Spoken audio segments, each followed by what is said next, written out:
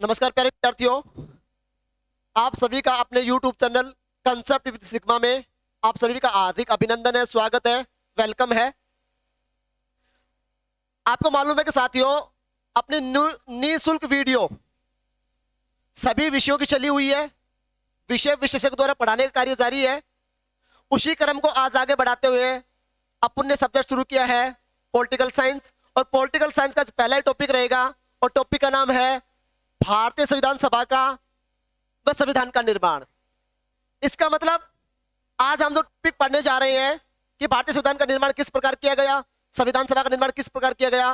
लेकिन साथियों, टॉपिक पढ़ाने से पहले एक बात बता देता हूं, आप लास्ट तक मेरे साथ इस टॉपिक में जुड़े रहिए और जुड़े रहने का यह फायदा मिलेगा। कोई भी कंपटीशन पेपर दे लेना, जो मैं पढ़ाने जा रहा हूं, मैं जो आपको समझाने जा रहा हूं, उससे बाहर कहीं भी क्वेश्चन नहीं आएगा। दावे के साथ कह रहा हूं, गारंटी के साथ कह रहा हूं, कहीं भी क्वेश्चन बाहर नहीं आएगा। और विश्वास नहीं हो तो जैसे पहले टॉपिक पढ़ा दूं, इस टॉपिक को पढ़ने के बाद आप पीछे के आए हुए जितने भी पेपर हैं उनको उठा कर देख लेना, किसी में से क्वेश्चन आए हुए जो मैं पढ़ा रहा हूं उसमें से आपको क्वेश्चन मिल रहे हैं कि नहीं मिल रहे हैं। इसका मतलब पहले इस्तेमाल करो फिर विश्वास करो। तो पहला टॉपिक पढ़ने के बाद आपको ऊपर विश्वास हो जाएगा कि हम जो आपको पढ़ाते हैं उसमें से क्वेश्चन पेपर में मिलते हैं कि नहीं मिलते हैं। तो उस विश्वास को आपको दिलाते हुए आज पहला टॉपिक शुरू कर रहे हैं और टॉपिक का नाम है भारतीय संविधान सभा व संविधान का निर्माण। इसका मतलब साथियों कि जो भारतीय संविधान का निर्माण किया गया, वो संविधान का निर्माण किसने किया, किस प्रकार किया गया, किन किन माध्यमों के समय द्वारा किया गया, कितने समय में निर्माण हुआ, निर्माण करने में कितना समय लगा, किन किन अहम भूमिका है लोगों की, अध्यक्ष की क्या भूमिका रही, उपाध्यक्ष की क्या भूमिका रही, संवैधानिक सलाहकारों की क्या भूमिका रही, प्रारूप समिति की क्या भूमिका रही, नियम समिति की क्या भूमिका रही, किस समिति की क्या भूमिका रही। उन सभी चीजों को, उन भी एस्पेक्ट को, डायमेंड्स को, आयाम को, इन चीजों में पढ़ेंगे।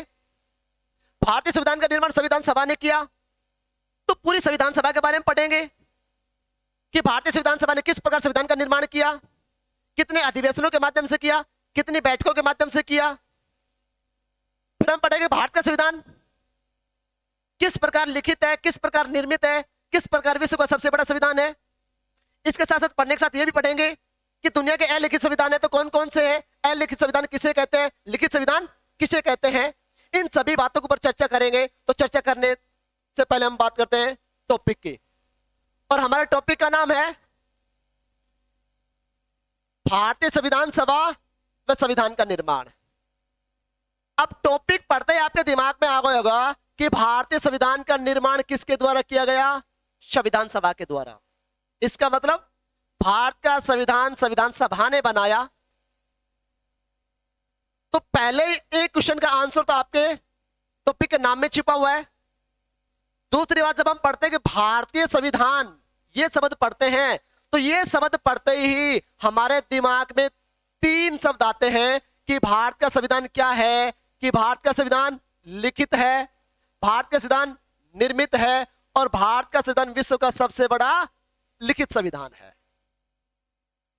ये तीन शब्द हमारे दिमाग में आते हैं। तो सबसे पहले इन तीन शब्दों को क्लियर करते हैं कि भारत का संविधान निर्मित है तो क्यों है, किस प्रकार है, भारत का संविधान लिखित है तो क्यों है, किस प्रकार है, और भारत का संविधान विश्व का सबसे बड़ा लिखित संविधान है तो क्यों है और किस प्रकार है। इसके साथ साथ हम ये भी पढ़ेंगे कि विश्व के प्रमुख लिखित संविधान कौन कौन से, विश्व का पहला लिखित संविधान कौन सा है, विश्व का अंतिम लिखित संविधान कौन सा है। इसके साथ हम ये भी पढ़ेंगे कि अलिखित संविधान किसे कहते हैं, दुनिया का सबसे बड़ा अलिखित संविधान किस देश का है, अलिखित संविधान में कौन कौन से संविधान हैं। इन सभी का हम चर्चा करेंगे, अध्ययन करेंगे। तो सबसे पहले बात आती है कि भारत का संविधान कैसा है, निर्मित है। निर्मित का मतलब भारतीय संविधान बनाया गया है, भारतीय संविधान का निर्माण किया गया है, और यह बनाने का, निर्माण करने का काम किसके द्वारा किया गया है, संविधान सभा के द्वारा। इसका मतलब संविधान सभा ने भारतीय संविधान का निर्माण किया। तो पहला काम तो यह हुआ, निर्माण करके बना के उस संविधान सभा ने भारतीय संविधान को लिख दिया। और भारत का संविधान लिखा होने की वजह से कैसा संविधान है, लिखित संविधान है। और लिखने काम किसने किया, संविधान सभा ने किया।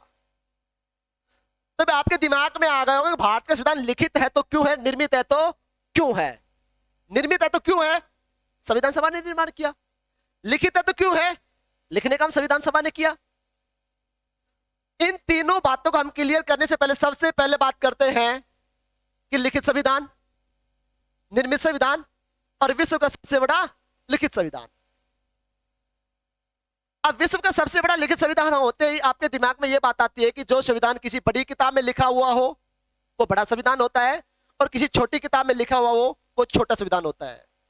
प्यारे विद्यार्थियों, किसी भी संविधान के छोटे और बड़े का निर्धारण किताब के आकार के आधार पर नहीं होता है। किसी भी संविधान के छोटे और बड़े का निर्धारण होता है अनुच्छेदों की संख्या के आधार पर। अगर किसी संविधान में अनुच्छेदों की संख्या क्या है?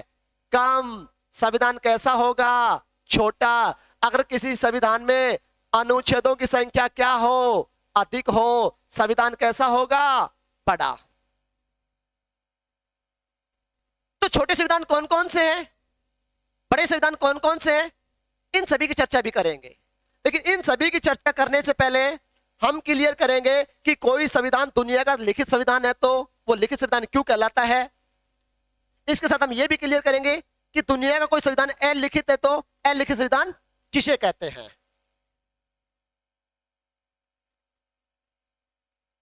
अब देखना, भारत का संविधान कैसा है? लिखित है। भारत का संविधान कैसा है? लिखित है। इसका मतलब यह है कि भारत का संविधान लिखित है तो क्यों है? क्योंकि भारत का संविधान एक संविधान सभा के द्वारा लिखा गया, अर्थात भारत के संविधान को लिखने का काम किसने किया? संविधान सभा ने। इसलिए भारत का संविधान कैसा है? लिखित है। अगर कोई संविधान सभा के द्वारा संविधान नहीं लिखा जाए तो संविधान कैसा कहलाएगा? अलिखित संविधान। तो भारत के संविधान को लिखने का काम किसने किया? संविधान सभा ने। इसलिए भारत का संविधान कैसा है? लिखित संविधान है। दुनिया के प्रमुख लिखित संविधानों की बात करें तो दुनिया के प्रमुख लिखित संविधानों में बात आती है अमेरिका की, मोनाको की, भारत की और नेपाल की। जो आपके सामने उदाहरण दिखाई दे रहे हैं दुनिया के कैसे संविधानों के उदाहरण है, ये दुनिया के अलिखित संविधानों के उदाहरण है। सॉरी, ये दुनिया के लिखित संविधानों के उदाहरण है। इसका मतलब अमेरिका के संविधान को बनाने के लिए, लिखने के लिए पहले वह संविधान सभा बनाई गई। उस संविधान सभा ने संविधान को बनाने का, लिखने का काम किया। इसलिए अमेरिका का संविधान कैसा है? लिखित संविधान है। इसी प्रकार मोनाको के संविधान को बनाने के लिए, लिखने के लिए क्या बनाई गई? संविधान सभा बनाई गई। इसलिए मोनाको का संविधान भी कैसा है? लिखित संविधान है। इसी प्रकार भारतीय संविधान को बनाने के लिए, लिखने के लिए क्या बनाई गई? संविधान सभा बनाई गई। इसलिए भारत का संविधान भी कैसा है? लिखित संविधान है। और इसी प्रकार नेपाल के संविधान को बनाने के लिए, लिखने के लिए क्या बनाई गई? संविधान सभा बनाई गई। इसलिए नेपाल का संविधान भी कैसा है? लिखित संविधान है। लेकिन प्यारे विद्यार्थियों, नेपाल का संविधान दुनिया का अंतिम लिखित संविधान है। अब यहां से क्वेश्चन आए कि दुनिया का सबसे अंतिम लिखित संविधान किसका है? नेपाल का है। अब आप कहोगे दुनिया का सबसे अंतिम लिखित संविधान तो बता दिया, तो फिर यह भी बताओ कि दुनिया का सबसे पहला, विश्व का सबसे पहला लिखित संविधान किस देश का है? तो प्यारे विद्यार्थियों, दुनिया का सबसे पहला लिखित संविधान है अमेरिका का। अमेरिका का संविधान 4 मार्च 1789 को लागू हुआ। इसलिए दुनिया का सबसे पहला लिखित लागू संविधान किसका है? अमेरिका का है। दुनिया का सबसे पहला लिखित संविधान किसका है? अमेरिका का है। दूसरी बात आती है कि अमेरिका के संविधान में कुल अनुच्छेदों की संख्या कितनी है? तो अमेरिका के संविधान में कुल अनुच्छेदों की संख्या है 7। लिखित संविधानों में जितने कम अनुच्छेद अमेरिका के संविधान में हैं, उतने कम अनुच्छेद दुनिया के किसी भी संविधान में नहीं है। इसलिए सबसे कम अनुच्छेद होने की वजह से दुनिया का सबसे छोटा लिखित संविधान किस देश का हो गया? अमेरिका का। क्योंकि मैंने पहले बता दिया किसी भी संविधान के छोटे और बड़े का निर्धारण अनुच्छेदों की संख्या के आधार पर होता है, और अमेरिका के संविधान में अनुच्छेदों की संख्या सबसे कम है। इसलिए दुनिया का सबसे छोटा संविधान किस देश का है? अमेरिका का है। अब ऐसे 3-4 बातें क्लियर हो गई। अमेरिका का संविधान कैसा है? लिखित भी है। दूसरी बात, अमेरिका का संविधान कब लागू हुआ? 4 मार्च 1789 में लागू हुआ। तीसरी बात, दुनिया का सबसे पहला लिखित संविधान किस देश का है? अमेरिका का है। और चौथी बात, दुनिया का सबसे छोटा लिखित संविधान किस देश का है? अमेरिका का है। और अमेरिका के संविधान में शब्दों की संख्या कितनी है? 4000 है, जबकि मोनाको के संविधान में शब्दों की संख्या कितनी है? 3814 है। इसका मतलब सबसे कम शब्द किसके संविधान में है? मोनाको के संविधान में। और सबसे कम अनुच्छेद किसके संविधान में? अमेरिका के संविधान में। अमेरिका के संविधान में अनुच्छेदों की संख्या 1 डिजिट के आधार पर है, जबकि मोनाको के संविधान में अनुच्छेदों की संख्या डबल डिजिट है। और डबल डिजिट इसका मतलब 10 से अधिक है और इसमें 10 से कम है। तो अब आपने क्लियर किया लिखित संविधान के बारे में, निर्मित संविधान के बारे में। इसी क्रम को हम आगे बढ़ा रहे हैं। अब बात करते हैं दुनिया के अलिखित संविधान कि कोई संविधान अलिखित है तो किस प्रकार है, और दुनिया का विश्व का सबसे बड़ा लिखित संविधान है तो किस प्रकार है। तो विश्व का सबसे बड़ा लिखित संविधान की बात करें तो मैंने कहा कि किसी भी संविधान के लिखित और अलिखित होने का आधार क्या है? किसी भी संविधान के लिखित और अलिखित होने का आधार है अनुच्छेदों की संख्या। अगर किसी संविधान में अनुच्छेदों की संख्या क्या है? कम, तो संविधान कैसा होगा? छोटा होगा। और विश्व में सबसे कम अनुच्छेद किसके संविधान में है? अमेरिका के संविधान में है। और अमेरिका के संविधान में मात्र कितने अनुच्छेद हैं? मात्र 7 अनुच्छेद हैं। इसलिए दुनिया का सबसे कम अनुच्छेदों वाला संविधान अमेरिका का संविधान, और सबसे कम अनुच्छेदों का होने की वजह से दुनिया का सबसे छोटा संविधान किसका है?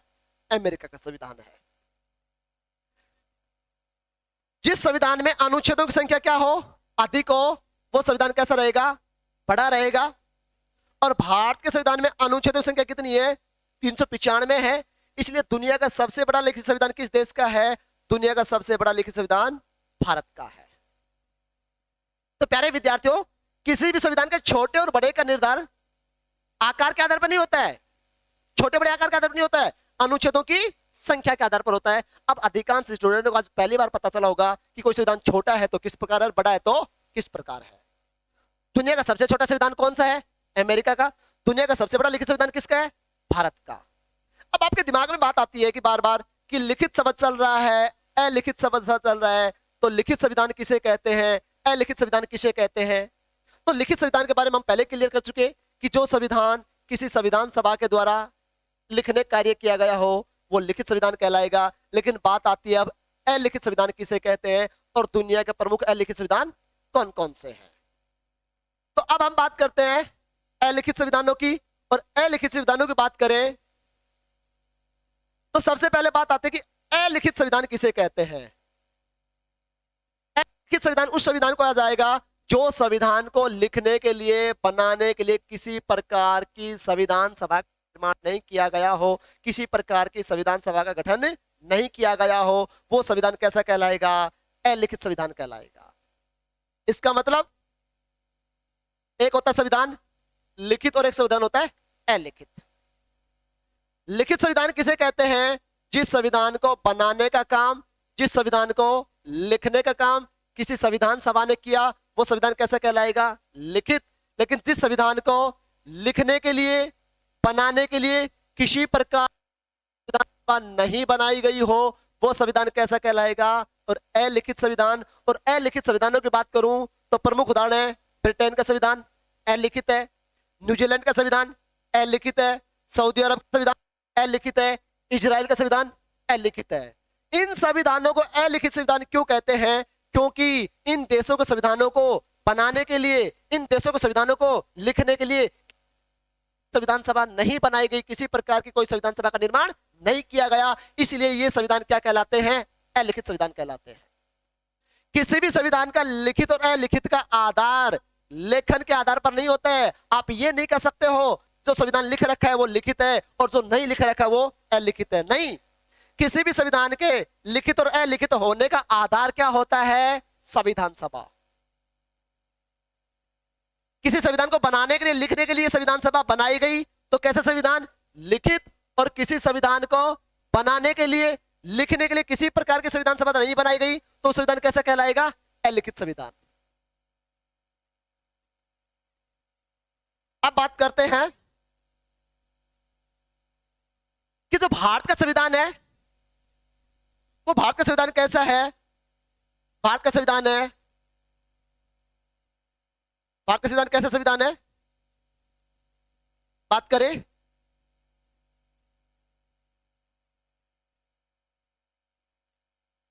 भारत का संविधान कैसा है? लिखित, जो बात हम पढ़ चुके हैं। भारत का संविधान कैसा है? निर्मित, जो बात हम पढ़ चुके हैं। और भारतीय संविधान को लिखने का और निर्मित करने का काम किसने किया? संविधान सभा ने। इसका मतलब प्यारे विद्यार्थियों, भारत के संविधान को बनाने से पहले, लिखने से पहले क्या बनेगी? संविधान सभा बनेगी। वो संविधान बनाएगी और बनाकर लिखेगी। लेकिन अब मेरा यहां से आपको एक क्वेश्चन है, और जो बहुत बार एग्जाम में आता रहता है, लगभग हर दूसरे एग्जाम में आता है। इस क्वेश्चन के बगैर तो पेपर न मानो कि अधूरा ही रहता है। और क्वेश्चन क्या होता है? क्वेश्चन है भारतीय संविधान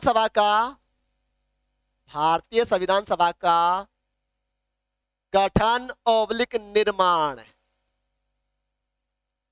किस योजना के तहत हुआ?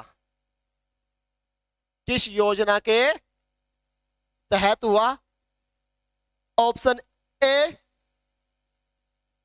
3 जून 1947 की योजना के तहत, ऑप्शन बी स्वतंत्रता अधिनियम 1947 के तहत, ऑप्शन सी कैबिनेट मिशन योजना के तहत, कैबिनेट मिशन योजना के तहत, ऑप्शन डी क्रिप्स योजना के तहत। प्यारे विद्यार्थियों, मैं क्वेश्चन पुनः रिपीट कर रहा हूं। भारतीय संविधान सभा का, क्वेश्चन पुनः रिपीट कर रहा हूं, भारतीय संविधान सभा का,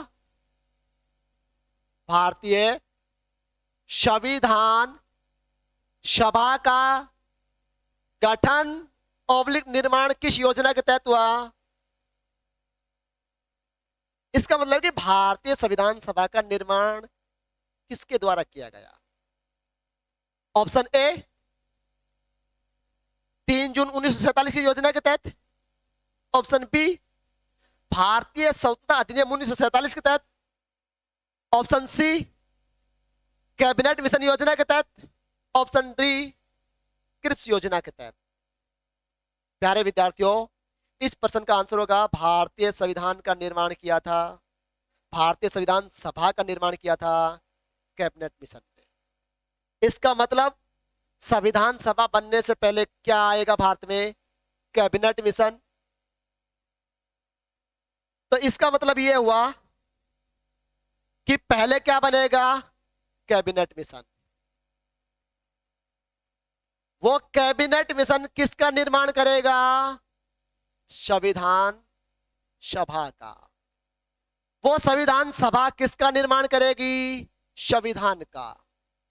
और संविधान का निर्माण करके फिर क्या काम करेगी? लिखने का काम करेगी। इसका मतलब सबसे पहले कौन सा काम होगा? कैबिनेट मिशन बनेगा। वो कैबिनेट मिशन क्या बनाएगा? संविधान सभा बनाएगा। वो संविधान सभा क्या बनाएगी? संविधान बनाएगी। और फिर वो संविधान सभा द्वारा जाएगा, लिखने कार्य किया जाएगा। तो सबसे पहले कौन सी बात पढ़नी पड़ेगी हमें? Cabinet mission. उसके बाद कौन सी बात पढ़ेंगे? संविधान सभा का निर्माण। उसके बाद किसका पढ़ेंगे? संविधान का निर्माण। और उसके बाद पढ़ेंगे संविधान को लिखने का काम। तो सबसे पहले हम 1 नंबर की बात पढ़ेंगे, 2 नंबर की, 3 नंबर की, 4 नंबर की।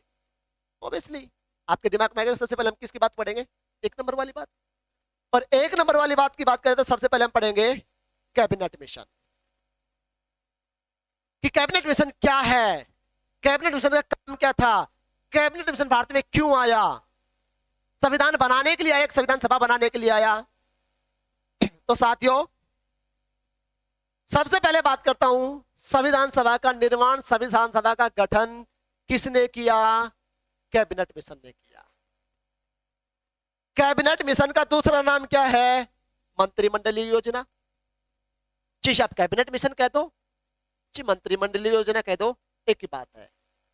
इंग्लिश में बोलो तो कैबिनेट मिशन, हिंदी में बोलो तो मंत्रिमंडलीय योजना।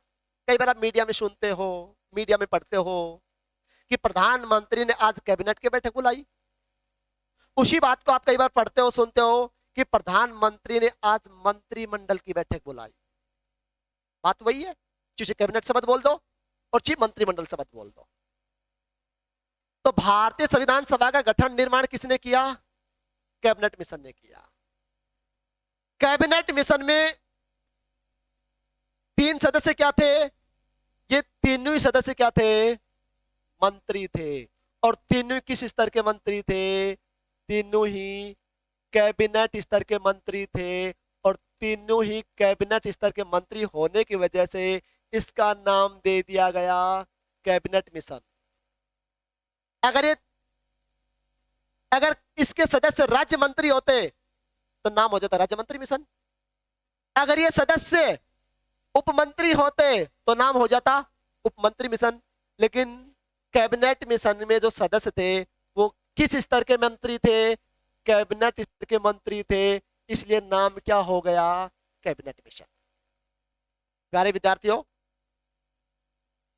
अधिकांश स्टूडेंटों को आज पहली बार पता लगा होगा कि कैबिनेट मिशन का नाम कैबिनेट मिशन क्यों था, वरना आज तक अधिकांश स्टूडेंट रटते जाते हैं कि कैबिनेट मिशन कैबिनेट मिशन। उनसे पूछा जाए इसका नाम कैबिनेट मिशन क्यों रखा गया, तो अधिकांश पास आंसर ही नहीं होता है। क्यों नहीं होता है? क्योंकि उन चीजों को समझा नहीं है, रटा है। और इसके नाम में छुपा है कि कैबिनेट मिशन के जो सदस्य थे वो क्या थे? मंत्री थे। किस स्तर के मंत्री थे? कैबिनेट स्तर के मंत्री थे, इसलिए इसका नाम क्या हो गया? कैबिनेट मिशन हो गया। एक बात। अब बात करते हैं कैबिनेट मिशन गठन कब किया गया, कैबिनेट मिशन का निर्माण कब किया गया। तो कैबिनेट मिशन का गठन, कैबिनेट मिशन का निर्माण किया गया था फरवरी 1946 में। और उस समय ब्रिटेन के प्रधानमंत्री थे क्लेमेंट एटली। प्यारे विद्यार्थियों, क्लेमेंट एटली ब्रिटेन का प्रधानमंत्री बनता है 1945 में। 1945 से पहले ब्रिटेन के पीएम कौन थे? ब्रिटेन के पीएम थे चर्चिल। और चर्चिल इस किस्म का आदमी था, इस प्रकार के विचारों का आदमी था। वो साम्राज्यवाद में विश्वास करता था। चर्चिल पार्लियामेंट्री सदस्य बनने से पहले ब्रिटेन की सेना में अधिकारी रह चुका था। तो उसकी मानसिकता फौजी स्तर की थी, सैनिक स्तर की थी, सैनिक टाइप के लोगों की थी। उसकी मानसिकता साम्राज्यवाद की थी। और जो व्यक्ति साम्राज्यवाद में विश्वास करता होगा वो कभी किसी देश को आजाद करने की नहीं सोचता है। तो जैसे ही 1945 में ब्रिटेन में आम चुनाव हुए, आम चुनाव होते ही ब्रिटेन में लेबर पार्टी की, जिसको आप दूसरा नाम बोलते हो मजदूर दल की सरकार बनी। और लेबर पार्टी की सरकार में, मजदूर दल की सरकार में प्रधानमंत्री कौन बने? क्लेमेंट एटली। और क्लेमेंट एटली प्रधानमंत्री बनते ही जैसे ही ब्रिटेन की पार्लियामेंट में जाते हैं और वहां का जो उच्च सदन है उसको संबोधित करते हुए कहते हैं कि भारत वो देश है जिसने अपने सपूतों, जिसने अपनी आजादी के लिए अपने हजारों हजारों सपूतों का बलिदान कर दिया है। अब हमें उस देश को आजाद कर देना चाहिए। इसका मतलब यह हुआ क्लेमेंट एटली कल्याणकारी आदमी था, उदारवादी था, भारत का शुभचिंतक था। जबकि क्लेमेंट एटली से पहले प्रधानमंत्री कौन? चर्चिल। चर्चिल कभी भी भारत को आजाद नहीं करना चाहता था। चर्चिल यह चाहता था कि जब तक मैं प्रधानमंत्री रहूं तब तक भारत का और भारत के लोगों को किसी न किसी प्रकार से आर्थिक, मानसिक और शोषण करता रहा।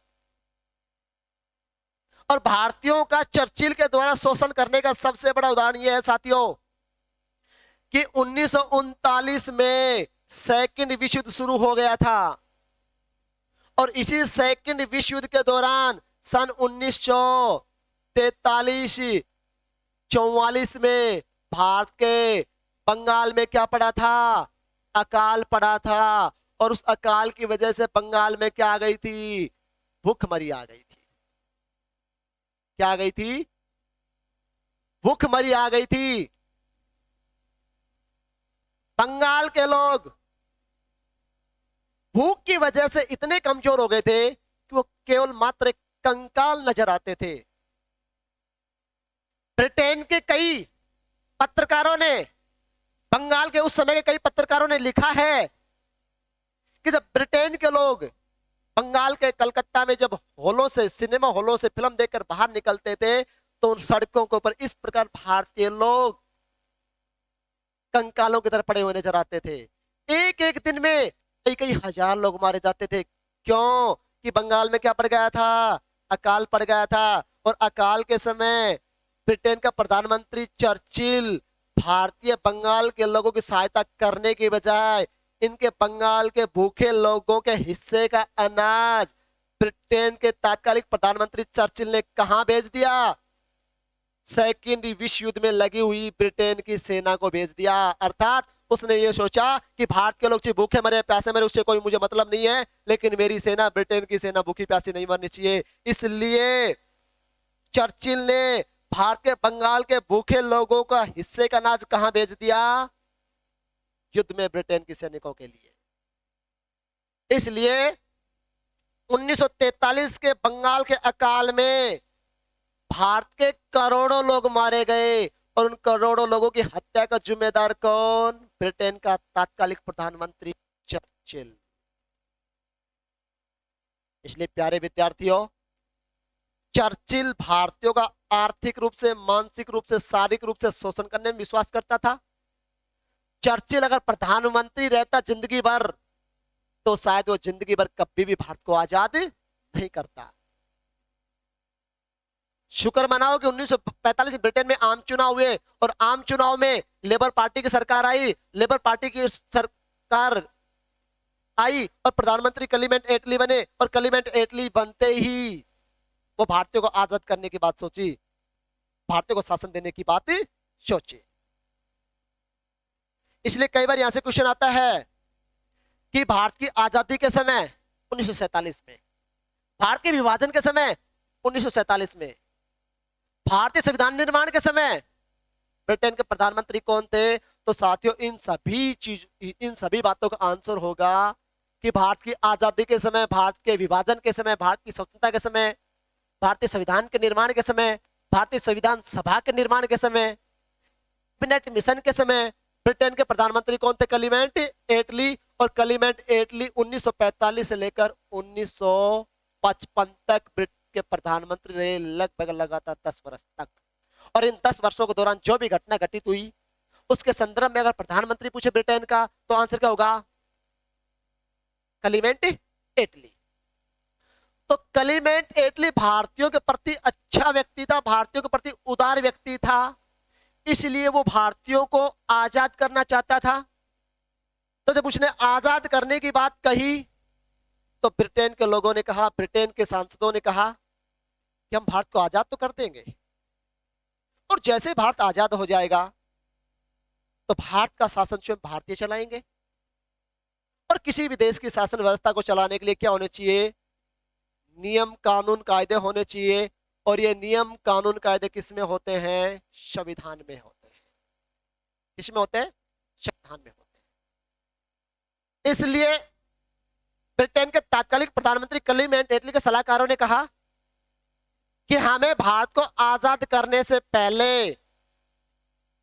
हमें भारत के संविधान पर बात करनी होगी, संविधान बनाने पर बात करनी होगी।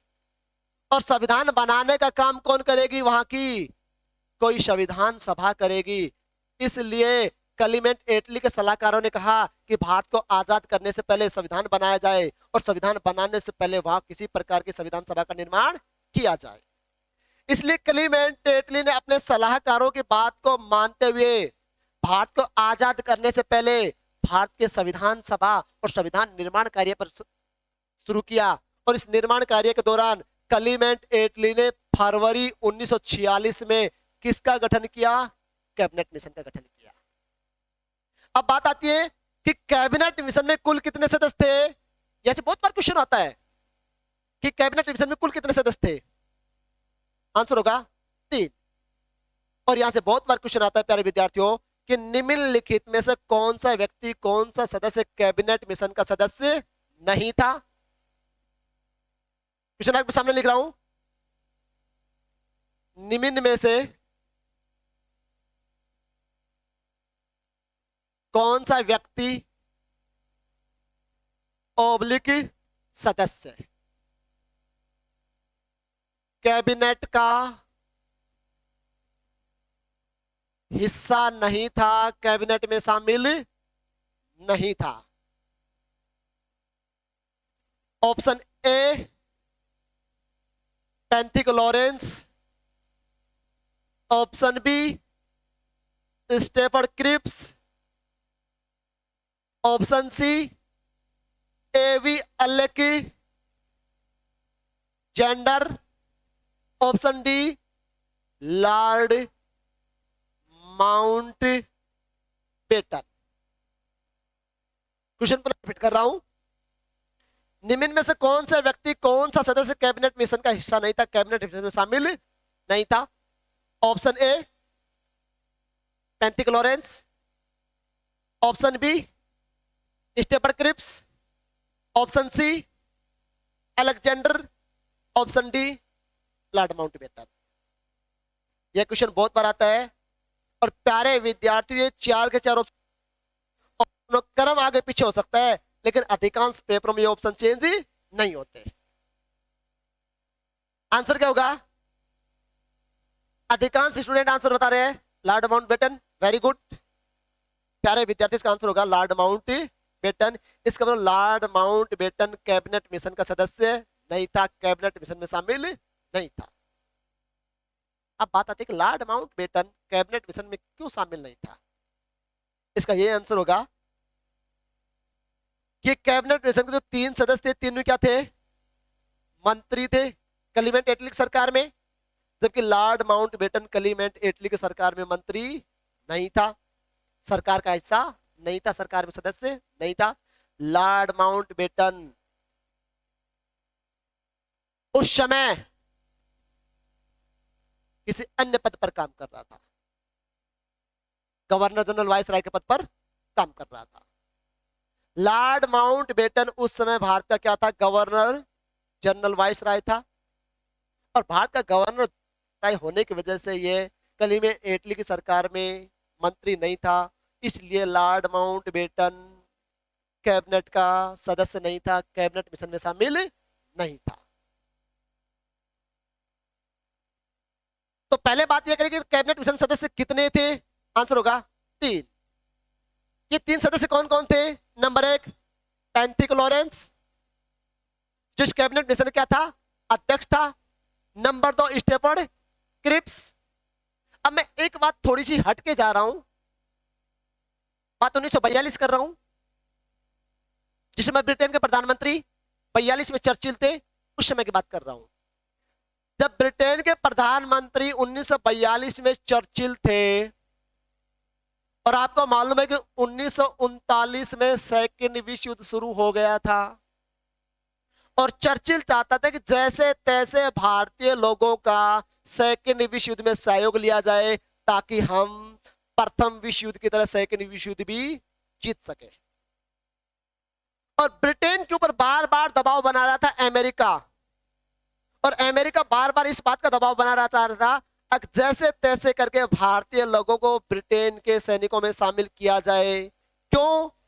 कि भारत के लोग वो योद्धा हैं जो हर मौसम में लड़ाई लड़ सकते हैं, भारत के लोग वो योद्धा हैं जो हर परिस्थितियों में लड़ाई लड़ सकते हैं, भूखे प्यासे में लड़ाई लड़ सकते हैं। भारत के योद्धा वो लोग हैं जो हर प्रकार के धरातल पर लड़ाई लड़ सकते हैं, ऊंच पे भी, नीचे पे भी, रेतीले में भी, सामान्य में भी। और भारत के योद्धा वो योद्धा हैं जो हर प्रकार की जलवायु में, हर प्रकार के मौसम में लड़ाई लड़ सकते हैं, चाहे तापमान टेम्परेचर 50 डिग्री हो और चाहे तापमान टेम्परेचर -0 डिग्री हो।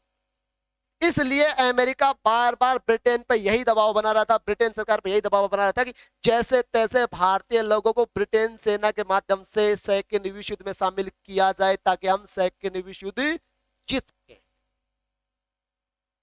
इसलिए चर्चिल बार बार प्रयास कर रहा था कि सेकेंड विश्व युद्ध में भारतीय लोगों को शामिल किया जाए। इसके लिए उसने बार बार अनेक प्रस्ताव भेजे, भारतीयों के सामने अनेक लालच भेजी। उसमें चाहे आप अगस्त 1940 का प्रस्ताव लगवा लो लिनलिथगो के माध्यम से, जिसको भारतीयों ने एक्सेप्ट नहीं किया। जब लिनलिथगो के अगस्त प्रस्तावों को 1940 में भारतीयों ने एक्सेप्ट नहीं किया, तो फिर ब्रिटेन के तत्कालीन प्रधानमंत्री चर्चिल ने भारतीयों के सामने दूसरी लालच भेजी, और दूसरी लालच का कार्य देने का काम किसने किया? समय चर्चिल की सरकार में मंत्री स्टेफर्ड क्रिप्स, और स्टेफर्ड क्रिप्स 22 मार्च 1942 को भारतीयों के सामने कुछ प्रस्ताव लेके आए थे। और उस प्रस्ताव में यह प्रस्ताव था कि जैसे ही सेकेंड विश्व युद्ध समाप्त हो जाएगा हम भारत को आजाद कर देंगे, जैसे युद्ध समाप्त हो जाएगा हम भारत के लिए संविधान सभा भी बना देंगे।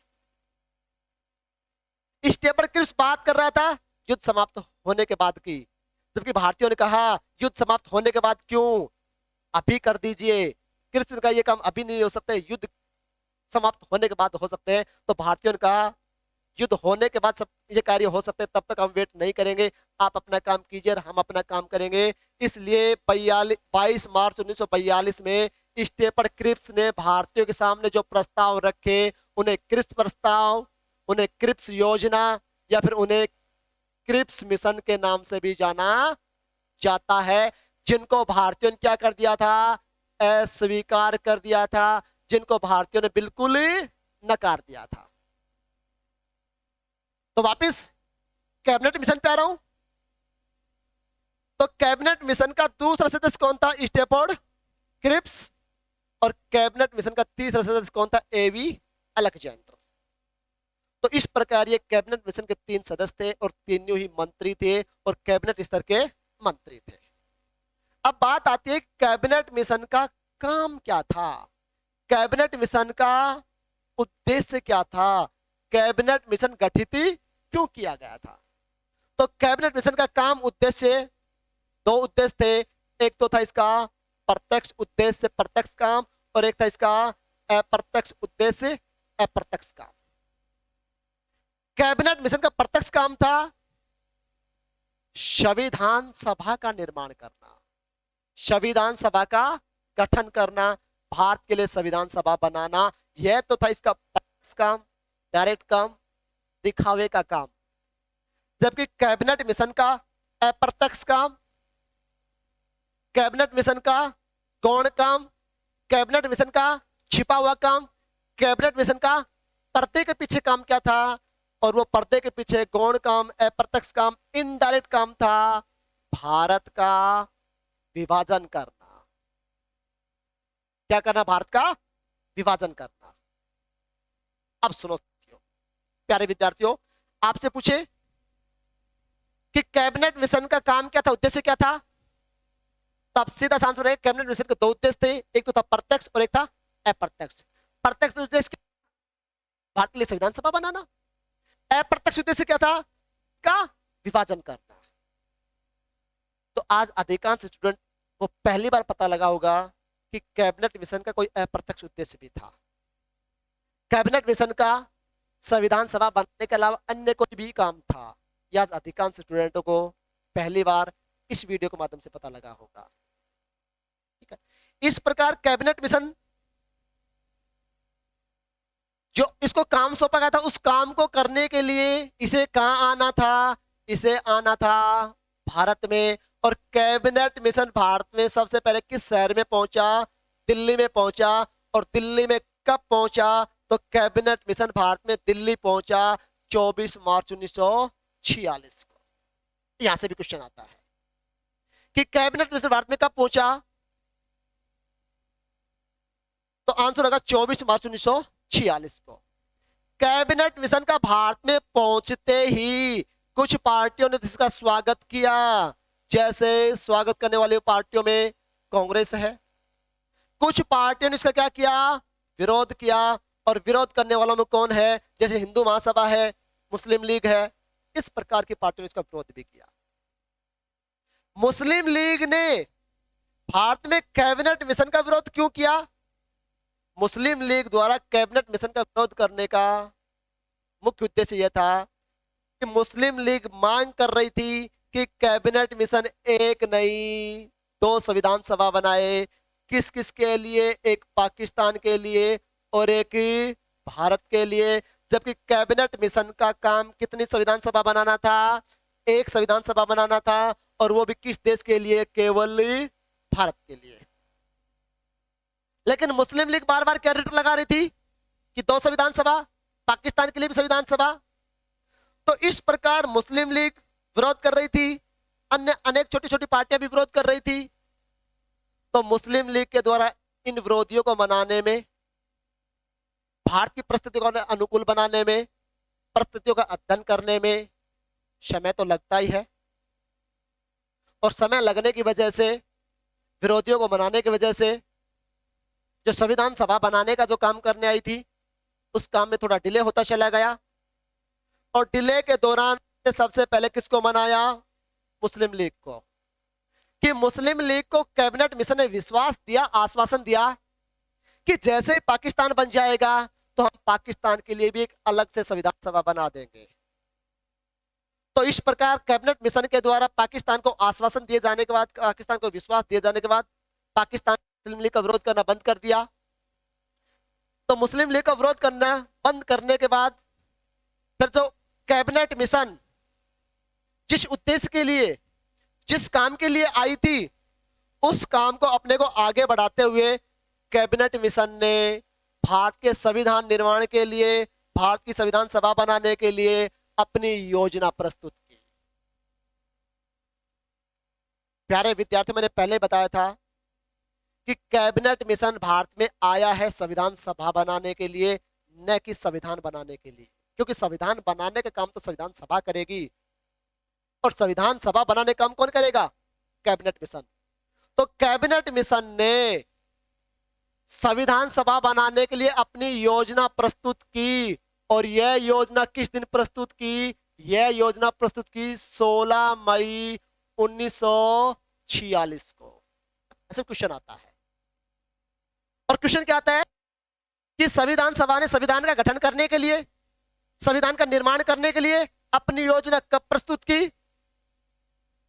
तो जब इस प्रकार का क्वेश्चन आता है कि संविधान का निर्माण करने के लिए कैबिनेट मिशन ने अपनी योजना कब प्रस्तुत की, तो ऑप्शन क्या मिलेंगे? ऑप्शन ए 24 मार्च 1946, ऑप्शन बी अगस्त 1947, ऑप्शन सी 22 मार्च 1942, ऑप्शन डी 16 मई 1946।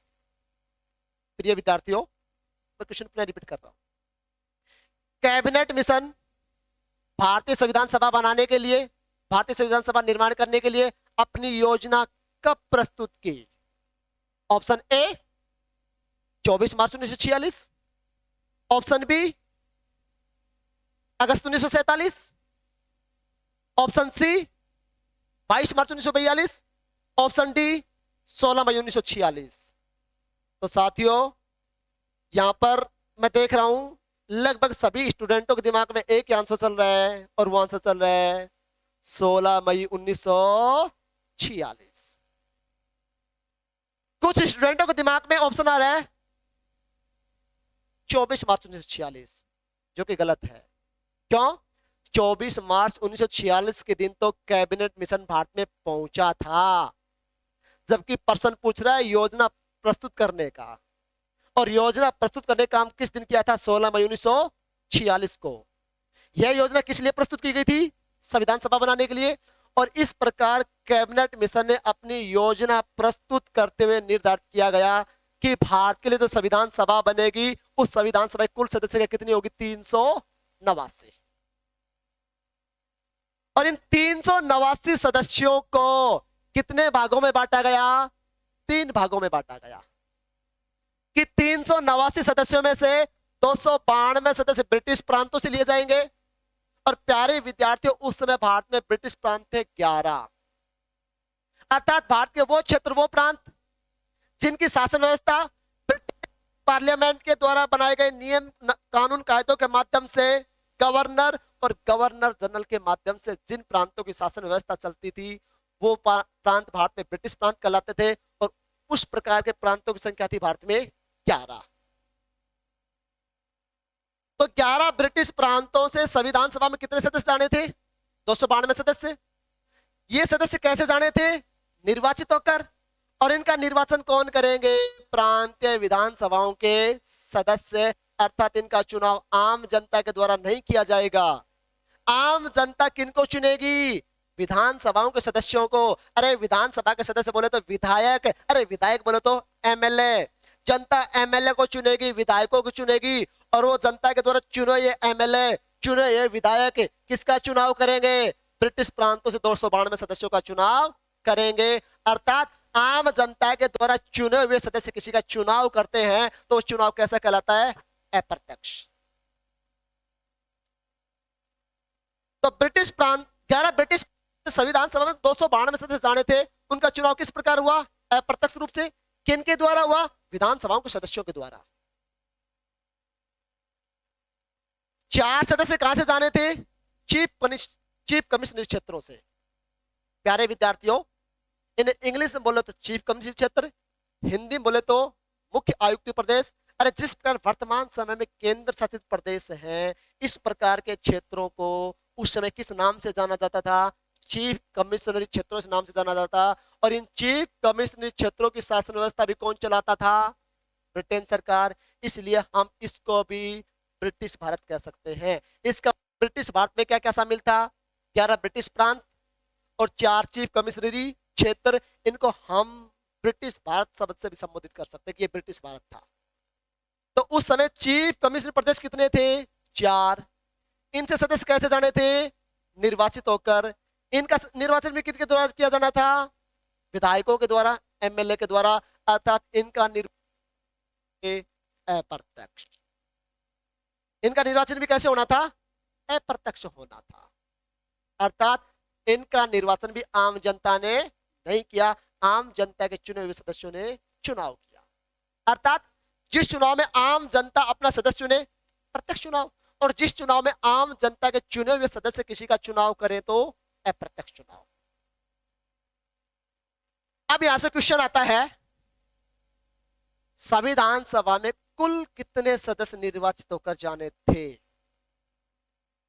संविधान सभा में कुल कितने सदस्य निर्वाचित होकर जाने थे? निर्वाचित होकर जाने थे। Option A 389, option B 292, option C 296, option D 93। प्यारे विद्यार्थी, क्वेश्चन में पुनः रिपीट कर रहा हूं। भारतीय संविधान सभा में कुल कितने सदस्य निर्वाचित होकर जाने थे? Option A 389, option B 292, option C 296, option D 93। अधिकांश स्टूडेंटों को इस समय आंसर होता है 292, जो कि क्या रहेगा? गलत रहेगा। प्यारे विद्यार्थियों, इसका आंसर रहेगा 296। अब आप कहोगे कुल निर्वाचित 296 कैसे? अरे सीधी सी बात है, 292 भी क्या थे? निर्वाचित। कहां से? ब्रिटिश प्रांतों से। 4 सदस्य भी क्या थे? निर्वाचित। कहां से? चीफ कमिश्नर क्षेत्रों से। अरे 4 ये निर्वाचित, 292 ये निर्वाचित, तो टोटल कितने हो गए? 296। इस प्रकार संविधान सभा में कुल 296 सदस्य निर्वाचित होकर जाने थे। कितने में से 296? 389 में से 296। तो 389 में से 296 सदस्य निर्वाचित होकर जाने थे। निर्वाचित को 2 भागों में बांटा गया, ब्रिटिश प्रांतों में, चीफ कमिश्नरी प्रदेशों में। संविधान सभा के 389 सदस्यों में से 98 सदस्य क्या होने थे? देशी रियासतों से मनोनीत होने थे। और उस समय भारत में लगभग 550 से अधिक देशी रियासतें थी। लेकिन जो देशी रियासतें बड़ी थी, अधिक मात्रा में राजस्व देती थी, उन्हीं रियासतों से सदस्य मनोनीत होने थे। छोटी रियासतों से सदस्य मनोनीत नहीं होने थे।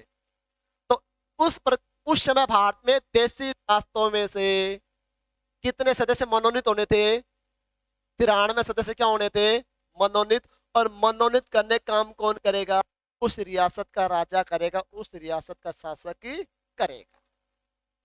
अब देखिए प्यारे विद्यार्थियों, आपके सामने दो बात आ गई कि संविधान सभा में दो प्रकार के सदस्य थे, निर्वाचित भी और प्लस में मनोनीत भी।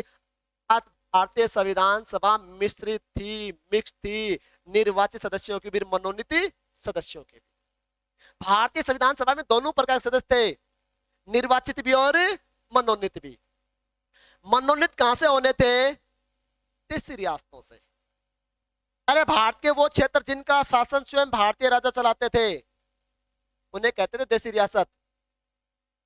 अरे सुना होगा ना, देसी वेसी ना बोला कर, ये वही देशी रियासत है, देसी वेसी न बोलने वाली, ठीक है ना। देशी रियासतों में से सर्वाधिक सदस्य कहां से जाने थे? देशी रियासतों में से सर्वाधिक सदस्य जाने थे हैदराबाद रियासत से। लेकिन हैदराबाद रियासत भी मुस्लिम लीग की तरह संविधान सभा के गठन का विरोध कर रही थी, इसलिए हैदराबाद रियासत ने संविधान सभा में एक भी सदस्य नहीं भेजा। देशी रियासतों में सदस्य संख्या भेजने में सेकंड स्थान किसका था? मैसूर रियासत का। और मैसूर रियासत सारे के सारे सदस्य भेजे। इसलिए यहां से क्वेश्चन बनता है, संविधान सभा में सर्वाधिक सदस्य संख्या किस रियासत की निर्धारित की गई थी? हैदराबाद रियासत की। लेकिन संविधान सभा में सर्वाधिक सदस्य भेजने कौन सी? मैसूर रियासत। विद्यार्थियों, हैदराबाद रियासत और हैदराबाद के लोगों का दिल और दिमाग सदैव पाकिस्तानियों के लिए धड़कता रहा और धड़कता था। कैसे? आपने यहां देखा कि जो संविधान बनाने वाली संविधान सभा है उसका विरोध भी कर रही है हैदराबाद रियासत, और विरोध करते हुए उसने संविधान सभा में एक भी सदस्य नहीं भेजा। एक बात। दूसरी बात, जब भारत की रियासतों की बात आई तो हैदराबाद रियासत किसके साथ जुड़ना चाह रही थी? पाकिस्तान साथ जुड़ना चाह रही थी। इसका मतलब उनका दिल और दिमाग किसके प्रति धड़क रहा था? पाकिस्तान के प्रति। और आपने एक भारतीय खिलाड़ी नाम सुना होगा, सानिया मिर्जा। उसने भी कहां के लड़के से शादी की? पाकिस्तान के लड़के। क्या करता है? क्रिकेट खेलता है। किस समुदाय से है? मुस्लिम समुदाय से। क्या भारत में मुस्लिम क्रिकेटर नहीं थे क्या? क्या उससे ज्यादा धनवान नहीं थे क्या? क्या उससे अच्छे खिलाड़ी नहीं थे क्या? क्या उससे सुंदर नहीं थे क्या? लेकिन फिर भी शादी की पाकिस्तान वाले से। देखिए, शादी करना व्यक्तिगत मैटर है, उसकी मैटर है, लेकिन फिर भी भारत में बहुत से क्रिकेटर थे, मुस्लिम क्रिकेटर थे, किसी भी साथ कर लेती, और नहीं किसी बेरोजगार साथ कर लेती, उसकी बेरोजगारी कट जाती, उसको धुला मिल जाता।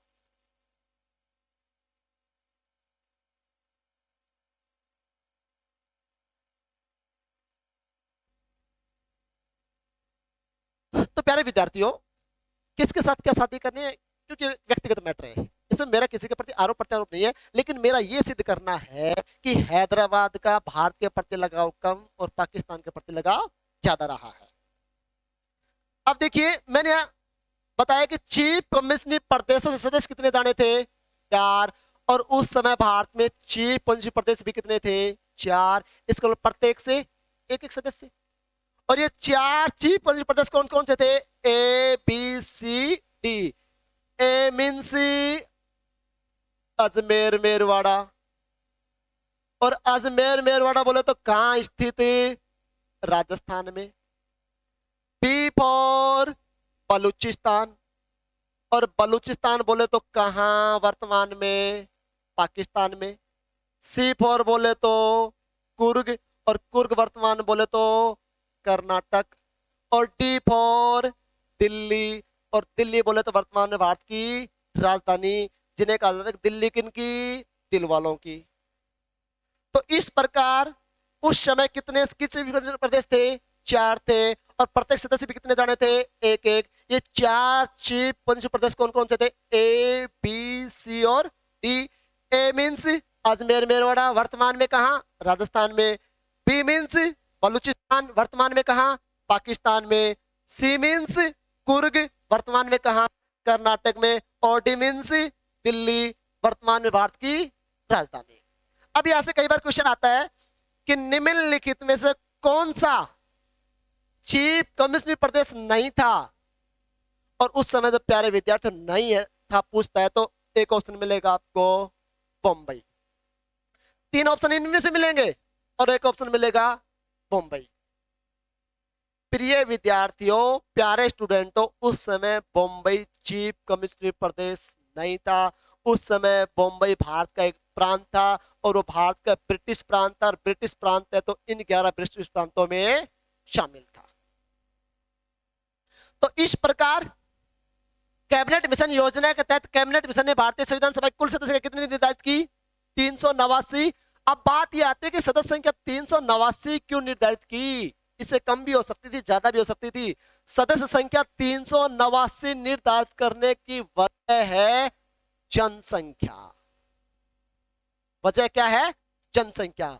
और उस समय भारत की जनसंख्या लगभग 39 करोड़ थी, और जनसंख्या लगभग 39 करोड़ थी, और 10 लाख जनसंख्या पर कितना सदस्य जाना संविधान सभा में?